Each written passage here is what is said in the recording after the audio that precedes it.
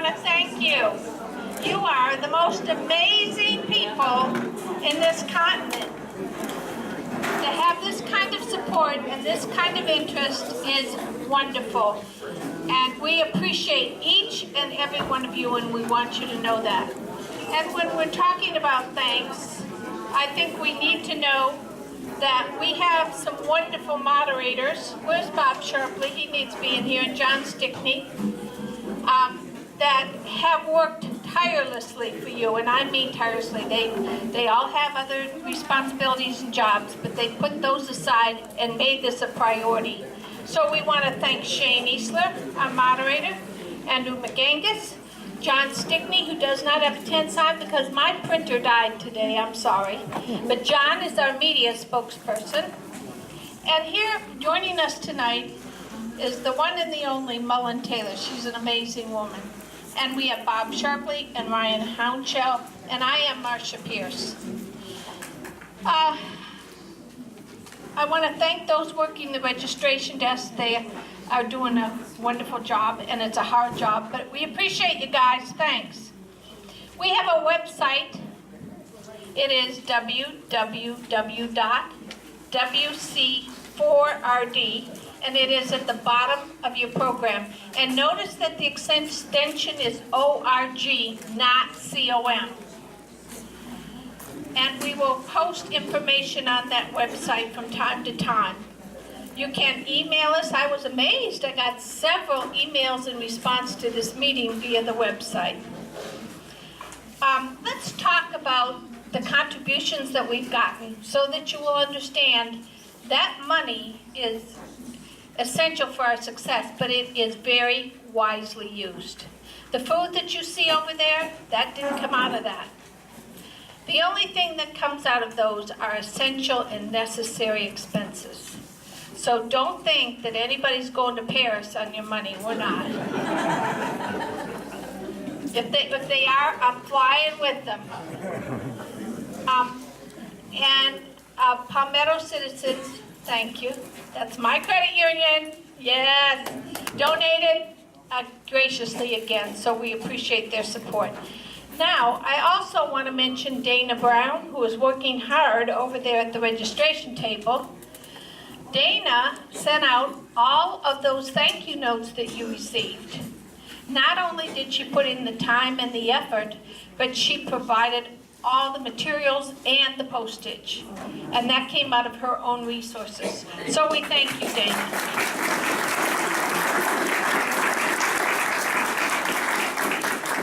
Braxton Sorg donated the copies that went in the flyers, and we thank him as well. Now, you all got calls, or I hope you did, or most of you did, so we want you to know the names at the other end of that phone. We have a calling committee that's been set up. And as I call your name, would you please stand and let everybody see who you are? One of our first callers was Todd Biedenbaugh. Todd's right there. Dana Brown, right there. Marla and Preston Coleman, they're a good team.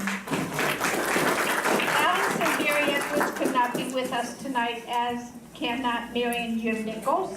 But we have Ann Orange with us, Ryan Hounshell, Shelley Ray, who walked her little feet off, putting those flyers in every mailbox, Jocelyn Sanders, and Braxton Sorg. Nikki Spiegner, there's the caller, and Chris and John Stickney.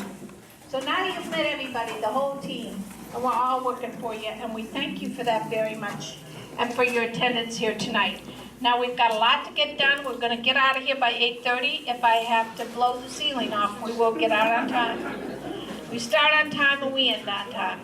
And so now I'm going to ask Ryan Hounshell to come forward and introduce our star to you. Thank you, Marcia. A native of Greenville, South Carolina, Mullen earned a BA in art studio from the University of South Carolina. In 1990, she joined the administration of Governor Carroll Campbell as an ombudsperson, helping individuals and businesses navigate through state government red tape and investigating abuse and neglect of vulnerable adults. 5 years later, she joined Richland County government, rising to the position of assistant to the county administrator. She was charged with supervising research, staff, and overseeing special projects primarily involving land use and economic development. Mullen discovered a passion for conflict resolution, obtaining a Master's of Arts degree in this field from Columbia College in 1999. She founded the Community Mediation Center of Columbia, a nonprofit organization dedicated to providing mediation services. At the urging of many lawyers, she resigned her position at Richland County to enter the University of South Carolina School of Law in 2001. As a law student, she clerked for Governor Jim Hodges' administration, supporting the governor's legal counsel and challenging the federal government's decision to transport plutonium to the Savannah River site. She also served as law clerk for South Carolina Department of Natural Resources, where she was the assistant to Governor Sanford's Water Law Committee in recommending new state water resource policy. In addition, Mullen was associate editor of the Southeastern Environmental Law Journal. After practicing with 2 other law firms, Mullen established her own law firm in September of 2014. In her free time, Mullen enjoys reading, music, dining with friends. She recently discovered that whitewater rafting is a great deal of fun as well. Mullen finds peace and relaxation in the company of her husband, attorney and former state legislator Timothy F. Rogers, wandering in the woods, porch sitting at their home away from home on the Edisto River. It's my pleasure to introduce to you Mullen Taylor, a skilled litigator, negotiator, and advisor. I promise I'm not going to trip over this cord. Can y'all hear? Can y'all hear me? Thanks for the wonderful introduction. And I'm just going to repeat a couple of things that I think is important as far as, excuse me, my representation of this group, which, by the way, I'm very honored to represent this group. I'm happy to be here. I'm happy to see all your faces, and I look forward to working with you as our working through the goals that we have. But one thing I'd like to stress is, especially with my experience working in local government, I worked for Richland County for 7 years, and I really do come to practicing law with an understanding and appreciation of staff and elected officials who do that hard job in local government. And also from my environmental experience, really do appreciate protection of water resources and conservation of land. And I kind of bring those two together and really work towards solving problems. And I think why I'm here today and representing this group is to work towards the goal that this organization has really focused on. It's part of the name of the organization, and that is responsible development. So I'm here to work with you in terms of defining what is responsible development, consistent with the goals of this organization. I really look forward to working with you on that. The first step that has been done, talking with the moderators, is what, as I understand, has already taken place, and that is proceeding with an effort for a zoning amendment dealing with road classification. There's other options, other things to talk about, but at this point, that is what the committee has charged me with, and I look forward to working with the moderators and all of you, through this process, and understand Marcia's going to be passing out cards with opportunity for all of y'all, any of y'all, to ask questions, and then I will be given the opportunity to answer those further down the road. I will be given those written questions, so then I can do my best to answer those. So I'm really here tonight just to introduce myself. I'd love to see all you good folks here who care about your community, and I'm sure I will be seeing you again in the near future, and look forward to working with you. So I am just going to give a brief overview on the different committees that have been set up, I guess since March or so. We have, I think, something like 12, 13 different committees, people focusing on different aspects. And what we did is we asked Mullen to prioritize those. And right now, hold it close to you. Okay. Sorry about that. So we prioritized among the different issues, and right now the focus is on the street reclassification amendment that is going forward, and that's all been submitted, and John Stickney, who's at the end of the table, will give you an update of times when we're to be sort of available to attend county council meetings, the different hearings, to keep us informed on that. So I'll turn that over to him shortly. Marcia mentioned different, in some ways, sacrifices of time and resources that people have given to, promote these efforts. Two things that did occur very early on and helped immensely were the purchase of 2 properties. And these are properties to prevent them from being developed in the future. And we're not going to say who purchased them, but one of them was a piece of property that Land Tech allowed a land contract to elapse. And one of your neighbors went in and bought that, and it's very critical because it was going to be essentially access to the lake and for a pump station, and but for some reason they just let that lapse. And there was another piece of property on St. Thomas Church across from Land Tech that is either under contract or something. But anyway, people are putting real dollars down to try to protect this community.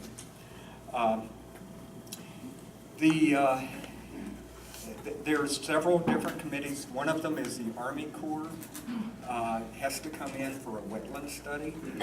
That has to be done before any application for the development goes into the county for approval, before they do their engineering analysis and all of that. As of last Tuesday, that had not been completed by the Army Corps, and that would be the first step. What they can do is go through, they don't need any permits in order to harvest timber off of their own property. Now, they're not supposed to disturb soil. They're not supposed to uproot trees because that disturbs the soil. Whatever soil gets disturbed on that property is going to end up in the ravines, down into the lake, through the stormwater. This past week, there was activity. They bulldozed through sort of a network of roads. There is soil disturbance, but it may not raise to the level that the county would be, would want to find them or find any problem with the current development. They could say that they just put those through to harvest the timber, which the Forestry Commission allows them to do. It's not their best practices. They have best management practices that the Forestry Commission asks different loggers to adhere to. And that would be lay down a road, but just push things over, let the undergrowth remain there, don't grade it out of the way, don't expose the soil. That has been done here, though. And it's a pretty extensive network of roads back in there. I just rode on my bike. So that's sort of the status of the Forestry Commission. In our prioritized list, John's going to speak about that, but stormwater management, which is Mullen's specialty, is sort of, excuse me, closer, sorry.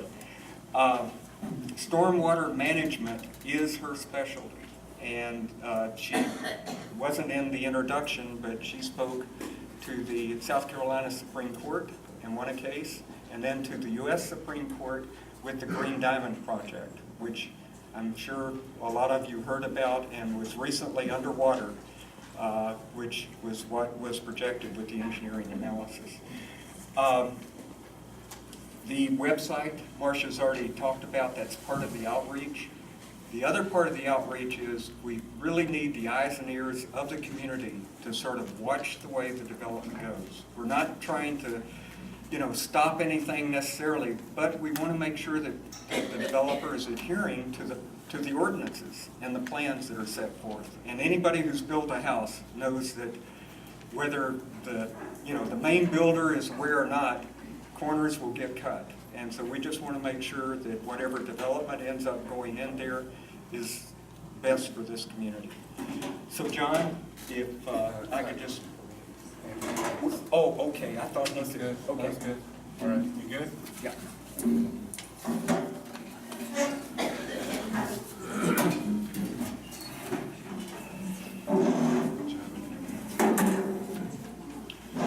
All right, the process for the rezoning or filing for the rezoning, for the amendment, we'd like to thank Carla Sharpley and Joanne Donnellan and John Stinkney for those efforts. There's a lot of work and a lot of time involved in getting all that stuff orchestrated. And that is underway at this time, so.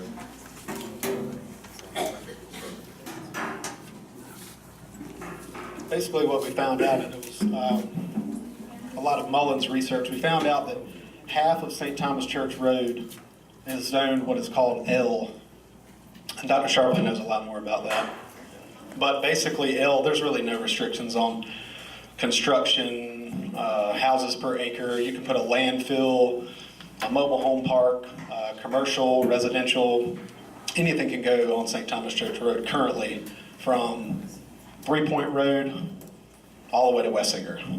But from 3 Point to the lake is zoned RL4. And what RL4 means is they can only put 4 houses per acre within that stretch of property. So our goal is to rezone the rest of St. Thomas Church Road to cut down on the density of the development. And what Shane was talking about, that Ms. Sharpley and Ms. Donlin and Mr. Stickney have organized the entire St. Thomas Church Road community. All of the adjoining roads that attach to St. Thomas Church Road have all been filed for with the county to be rezoned. So if this can go through, it's just a huge victory to basically cut this development in half, essentially. So that's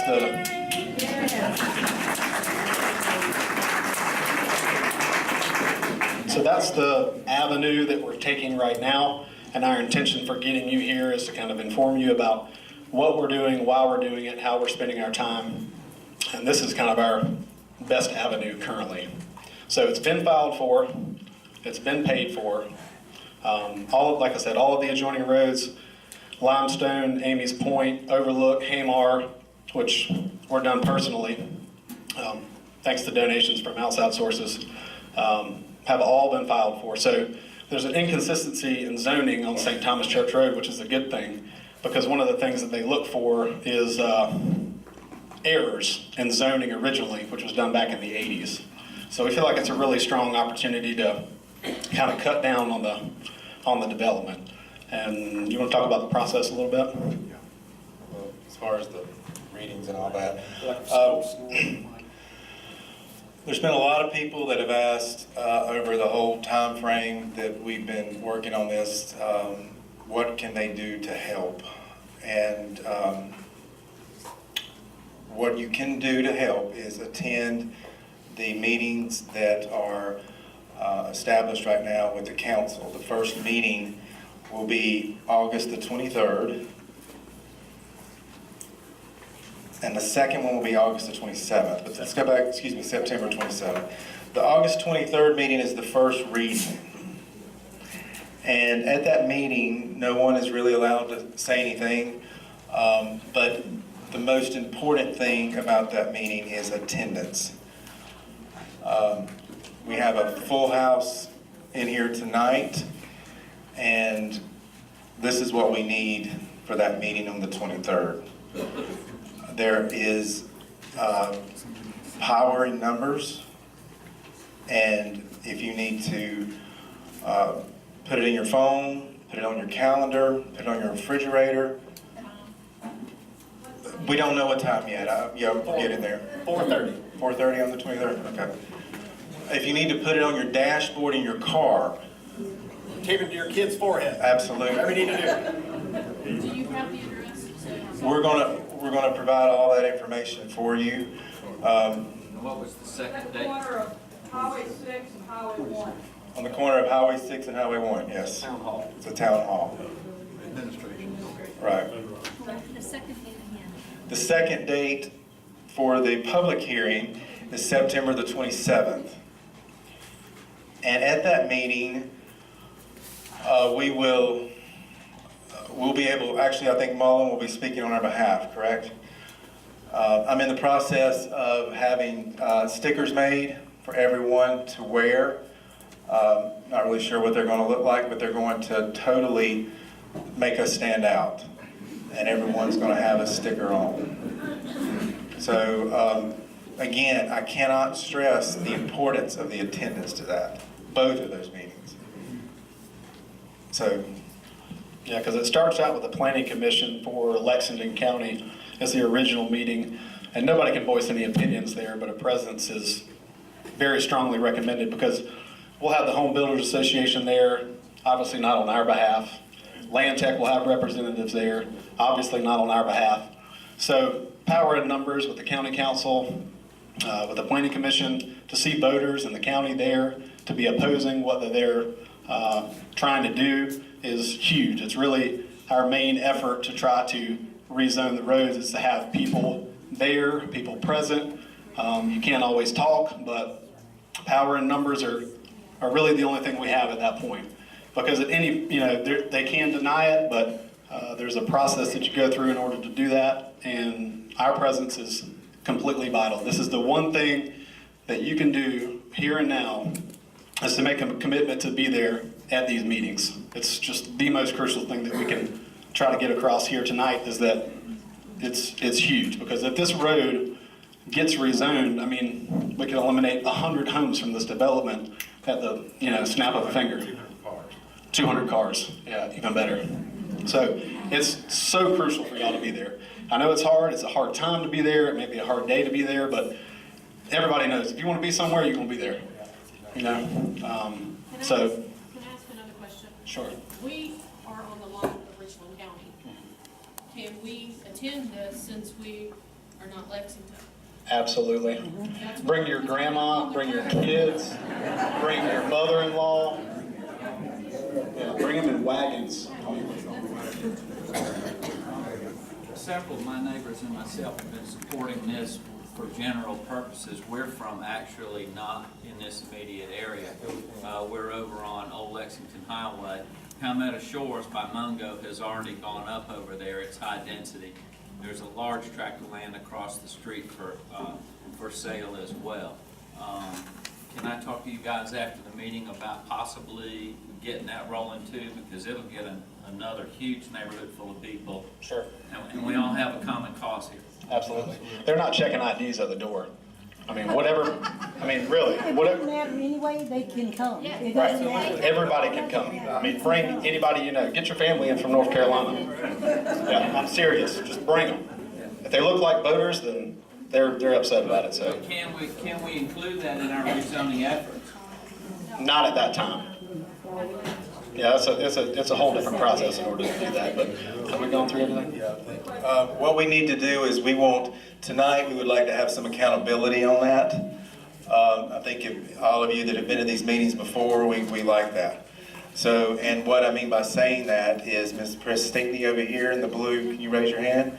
She has a nice chart. All we want is your name and your phone number and email on there as to whether you will be able to attend those meetings. And what we want is one's for the 23rd and the other one's for the 27th. If you can make both meetings, put both of them on there.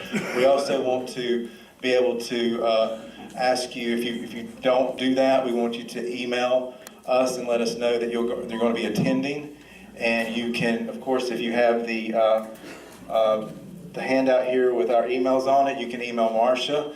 You'll get a quicker response from her than you will if it's from me, Andrews, or Ryan. Or you can go to the website, wc4rd.org, and you can go to the Email Us tab at the top and click on that and tell us that you're going to be attending, and that way we'll know sort of what we got to look forward to. Yes, ma'am.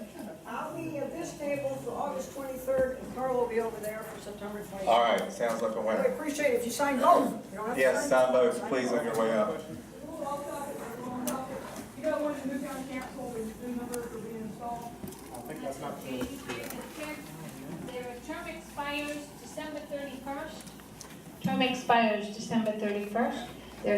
And the first council meeting in January, which is the second Tuesday of the month in January, they will be installed.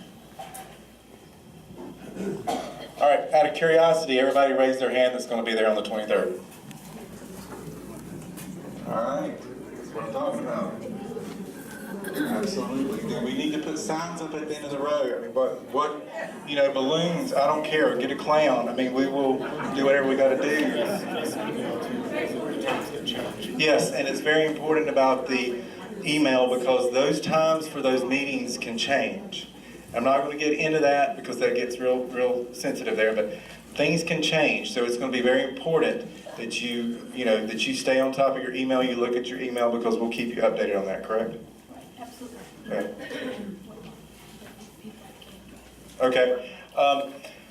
For those of you folks that need transportation, we will establish some sort of carpooling here from the church, meeting at the church, and we will find a way to get you over there. We would ask the people that can take other people in their cars. Yes. What we were talking about, we'll have to work out all the particulars of this, is to have people have room in their cars to take other people. Meet here at the church so you can help transport somebody else that might not know their way or just wants some assistance in getting there. So if you're willing to do that, we'd like you to put a star next to your name when you sign up so that we'll know you will be part of that committee that would help transport. I think it's important to do that because I don't know where everybody is going to park. Well, that's true. That will help. In a lot of areas, that will help. So we can meet here in the church parking lot. All right, does anyone have, and I don't want you to raise your hand, but you can see one of us at the end if you have any personal relationship or any type of connection with any of the council or planning committee. Just make sure that you come to one of us and give us that information. Yeah, and the names are in your program right here. So take a look at them. Mr. M. Todd Coleman, Deborah B. Summers, Paul Lawrence Brigman Jr., Kent Collins, Johnny Jeffcoat, Bobby Kiesler, James Kynard, Ned Randall Toller, Philip Hayward Yarborough. Anybody have any connections with those, please alert one of us up here. So we ready for John now? Conflict of interest, concerns, or something else? Well, I mean, They influence the decision. right, yeah. Reclassify the road, so. Good question. John? All right. Stay. So again, everybody's going to be there, right? Be there, be square. Hi, I'm John Stickney, and I'm a follower of Mark Twain, who's supposed to have said that it's a terrible death to be talked to death. I'll try to spare you that tonight. I've been helped quite a bit by these two who stole a lot of my material. The zoning situation is such that a third of St. Thomas Church Road was zoned L for local. All of Haymar, and its associated side streets, and Limestone, and Amy's Point, and Southwinds are all local, which means that they are available technically for commercial development, multifamily, and other things that we do not currently have here. So what we have done is made formal application. Joanne Darlin did it for the Haymar Circle, and I've done it for the rest, getting help from someone who is a resident of each road to give us their authorization to take it to the county. Now this is a process that we're talking about that will go on until December, providing it makes it that far. We have a fairly good feeling that it will make it to December, and then it will be the county council voted. So this will give us the protection for all of these streets, and it's something that you folks might also want to look at as a means of protection. Part of the zoning will give us a maximum of 4 houses per acre on a development. Now that does not mean that you get 1/4 of an acre per house. Your house will not sit necessarily that far from its neighbors if you're in one of those developments. And so when expectations do not meet reality, you get conflict. And we've got to get as much of St. Thomas Church Road reclassified to an RL4 as possible. We hope we will try to include the section adjacent to the new proposed development. If that happens, the road that fronts on there will be, restricted to the amount they can put in there. But I have reason to believe that the proposed plan, which may very well go into the county for application next week, is currently running at about 4.5 houses per acre, which is still a bunch of houses. Don't look for a great reduction even if this does get passed. Look for a long-term development situation. And if they hurt us just a little bit at a time, we get used to it. But we are doing our best to cut down the total population density. And I think that the county in the future may very well be working on that across the board to control the growth and to plan for the growth of Lexington County.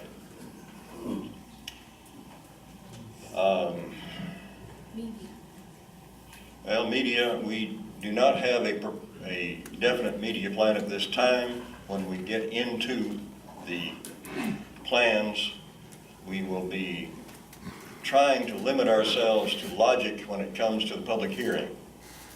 And I would like to say that folks, we're trying to keep Mullen and myself right now as the point people, so the stories are straight. And if you have an absolute need to talk in a meeting, listen to the folks ahead of you. Make sure you don't say the same thing that the last 3 people have said. You can always go up and follow the person by saying, I totally agree with the person in front of me. I'd stand with him or her. That will turn. Have you ever seen a glassy-eyed board? You cause them that way. I think that this is all I have to say. John, Yes. Yes, Dallas? has there been any plans submitted to the county yet? Any kind of plan at all? No. We are looking for it probably in a week. John, is RL4 the most restrictive, or why did y'all choose that particular one?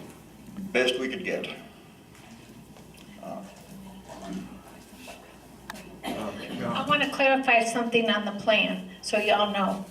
I contact the county twice a week, and I have a contact there that I email, so I have a written response. And I ask if there has been any filing, and there is not any filing.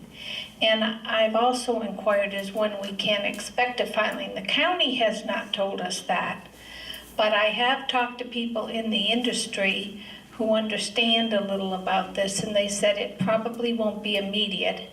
We can't expect it within the next 30 to 60 days, but it will be in the very foreseeable future. But that doesn't mean I don't continue to check. I know that lady is so sick of hearing from me. She probably drops the phone, but I feel obligated to do that. And I just wanted to clarify that point. Do you want me to take over? Go ahead. In the back. Yes. I have a contact on county council that is looking into trying to find and create and the procedure how to make an RL2. Now, the county blew him off, but he's checking to see if they really said right or not, because they don't want RL2. Because the developers are going to scream about that, but he's still checking into that, so there may be a vague possibility that there could be an RL2 designation if he finds out that they lied. Well, Lisa, we appreciate that input, but what we're dealing with right now is the known. and the known is the RL4, so we will continue with that. But there's something else I want to piggyback on here, because the attendance, I cannot thank you enough for being here tonight, but to stress to you how important it is that we pack those walls. And when John talked about making a statement, John is our spokesperson. We selected him for a reason. If you notice, he's calm, he's cool, he's a former pilot. So he can take fire. And he's a wonderful spokesperson. And Mullen will be too. So when we go to that meeting, don't go with the impression that you're going to stand up and testify or make any comment. That's why we pay an attorney. The attorney knows the law, the attorney knows how to address the law, and the attorney will represent us. And John will represent us also to the media. So if a media person approaches you, which they may do, and they'll put that mic up and you think, hey, what do you think about this? You know, you just say, did you see that man over there? I've got a bad throat today. I can't talk real well, but he can. You go see him. Thanks. And why can't I get the mic away from you?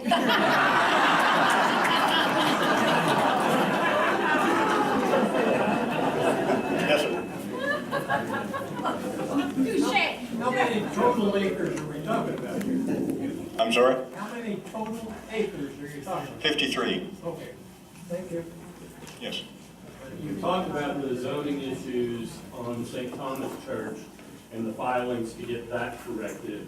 What is the zoning on Wessinger Road, and what are the plans to correct any deficiencies there? Because if we fix it here, they're just gonna move that way, and we've got the same problem. Wessinger is an L, which is, as a collector, it's a C, which means you can put a smelter out there, as far as I know. Yeah, it's pretty much wide open on that one. John, Yep. only a person who lives on that road can file. That's why we had to get permission for somebody who lives on each road, so we can't do it for Wessinger, somebody who lives on Wessinger. We've got people here who live on Wessinger. Well, then it has to be done by somebody on Wessinger. They are looking for consistency. They are looking for a reason to rezone. And it does cost you a pretty tidy little amount of change based on the length of the road, and they say the acreage attached to that road. Hey, John, Yeah. has the plat approval process started yet? The zoning, the rezoning, or the development? The plat with the subdivision, has the No. approval process started? No, it has not been submitted to the county. Yes, ma'am. I was wondering where that section to the new development is, one that you were talking about that's already maybe been put through, where is that? No. Did I miss something? Which, The development started all this. Yeah. Where is that at? Oh, corner of Wessinger and St. Thomas Church. you mean the one up here at St. Thomas Church in Wessinger? Oh, okay. Yeah, that's the one, they call it Wessinger Farms.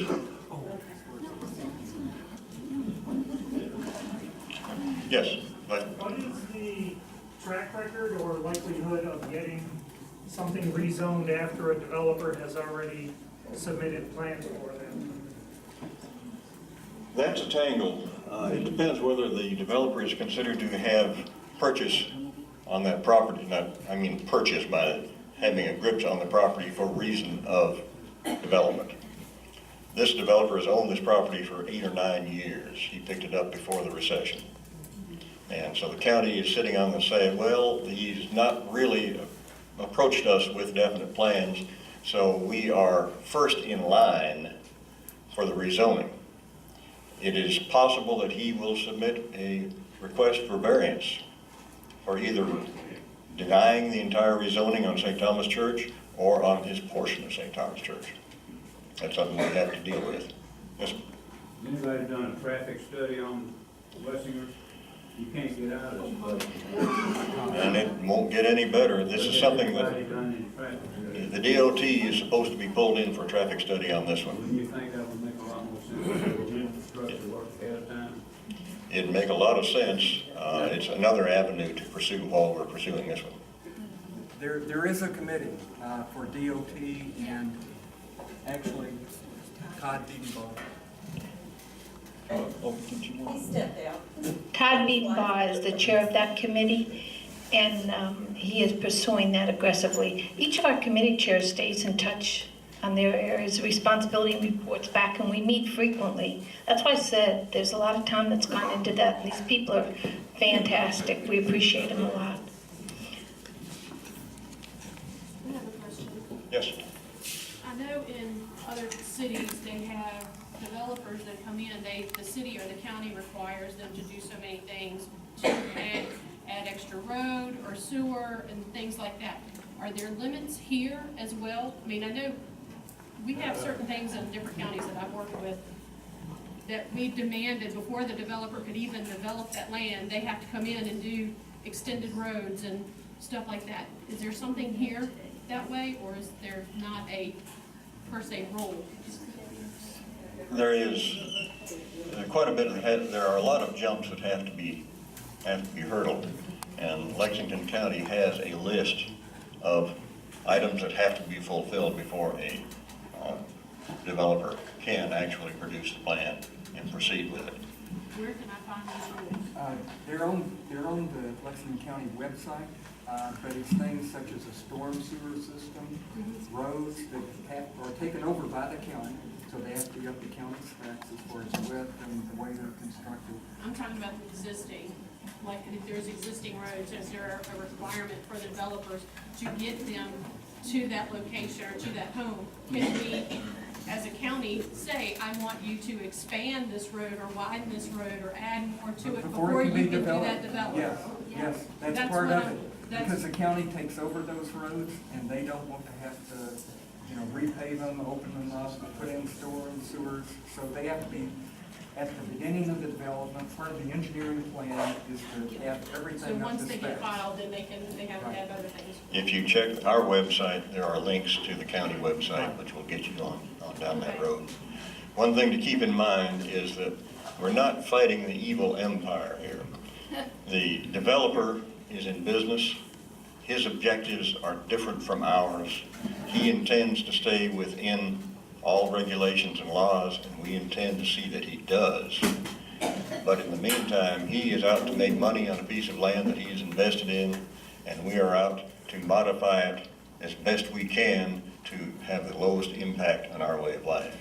It's not always a happy relationship, but it should be civil at all times. John, there's a question over here. I'm sorry, yes. You guys asked earlier what you could do.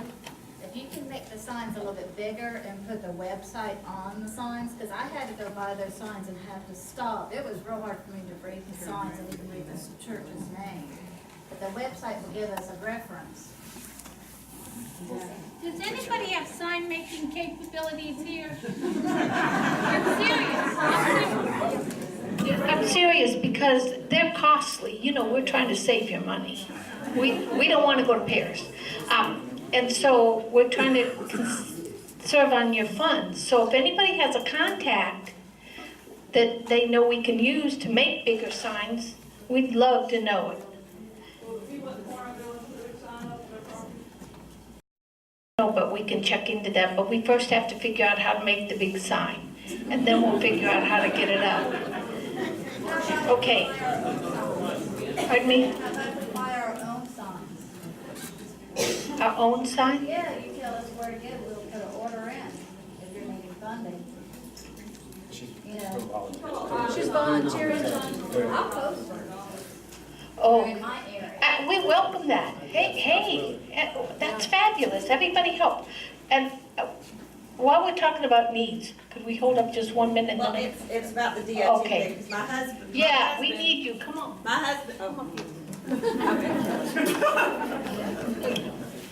husband, Excuse me, I'm really loud. My husband's the head of the DOT and he had to step out because our son plays football and Justin Gentry's going to be on the radio show tonight, so we had to go listen to it.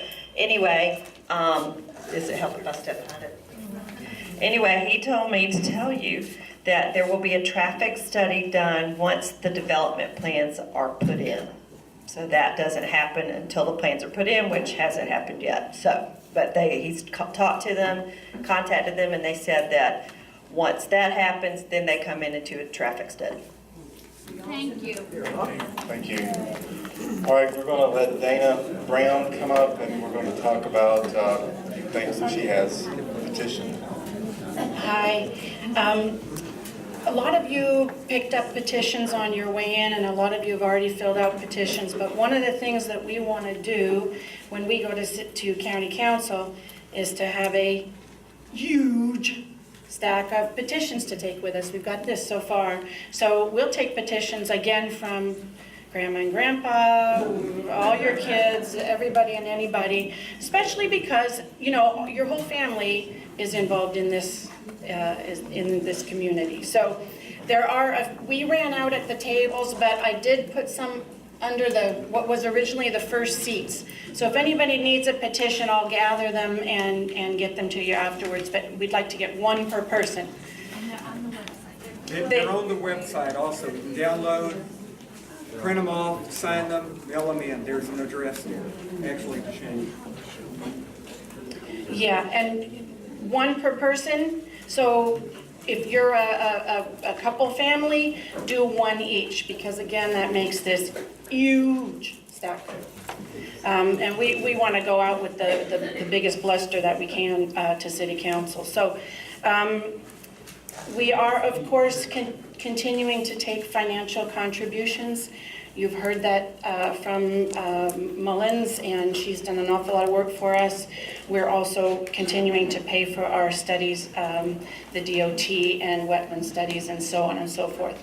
However, if you cannot financially contribute, your attendance is critical. Your attendance is critical anyway, but and there are plenty of other ways that you can participate in this process. So if you have some talents to offer us or anything like that, we will certainly accept that also, and we'll take your contributions at any time also. Okay? Questions? I come in this in the back door, but I want to ask Bob. You mentioned Wessinger Farms. Yeah, I want to be clear. I think there's a few others may want to clear. Is Wessinger Farms the same development that we're talking about? Exactly, yes. Because if it's already started, it sounds like the project has started. Well, they're starting to do the timbering portion, but I think that portion is allowing them to get in and essentially cut roads. The contractor is going to continue on until somebody stops and finds out. I mean, Lexington County. Right. When you mentioned about they're in there cutting roads, they got to follow a certain erosion and set up a control plan. Exactly. It's Land up to disturbance. Lexington County to make weekly erosion control visits. Was that right? And so I'm wondering, are they doing that? Last Friday is when they had the bulldozer in. And we actually drove by and they were loading it back up, but you couldn't tell it was in there. We heard, you know, people who live around, I don't think were quite aware that much was going on. Maybe one of the contacts should be to find out if they are doing the wetland studies, since we already know that the timbers are being down. Oh, yeah. Since you're doing the email anyway, that may be something, I mean, it is a thing that's doing. Yeah, we've been contacting the Army Corps since February, and so we get updates from them. Yes, to answer your question. Your erosion control and sediment control plans, when you're just timbering and you're not grading, disturbing dirt, you don't have to have a permit. When they start disturbing dirt, they have to get a permit from DHEC, or it might be the county enforcement, and then they have to have weekly inspections. So if they don't have their plan, their subdivision plan in yet, then they don't have their erosion and sediment control plans in yet, so they don't have to have those inspections. So if they get in there and start grading, timbering is not required. Erosion control permit. But if they start grading or doing any land clearing, which means getting stumps and shrubs up, then that's when required, and then they're breaking the law. No pollutants or silt are to come off of that property at any time.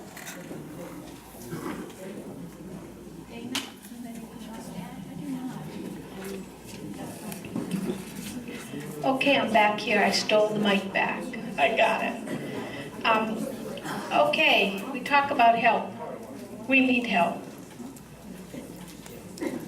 Could we hold your question till I'm done with this, please? Thank you. We need help. Who in this room has any contact with the media that can call somebody and say, you know, we're going to be at the Lexington County Council on September the 27th. Could you cover it?